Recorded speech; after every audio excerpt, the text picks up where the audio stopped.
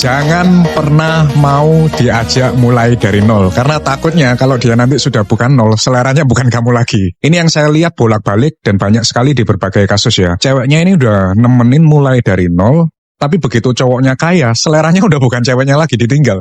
Dia cari yang lebih cantik. Jadi ini pandangan pribadi saya, in my humble opinion, kalau ada cewek diajak sama cowok, ayo kita merintis mulai dari nol, jangan mau, suruh kerja dulu guys. Jadi cewek-cewek, sekali lagi kalau diajak mulai dari nol, jangan mau, suruh kerja dulu, baru deketin lo. Makanya kemarin di story kan ada yang tanya saya, Kore kalau nggak punya duit, mau pacaran gimana? Saya bilang, orang yang nggak punya duit, mau pacaran itu penyakit namanya. Lu bawa anak orang, bukannya dibikin tambah happy, lu bikin tambah susah. Itu penyakit. Jadi kalau lu nggak punya duit atau belum cukup mapan, jangan pacaran dulu. Kerja dulu, mapan dulu, punya duit, baru lu pacaran.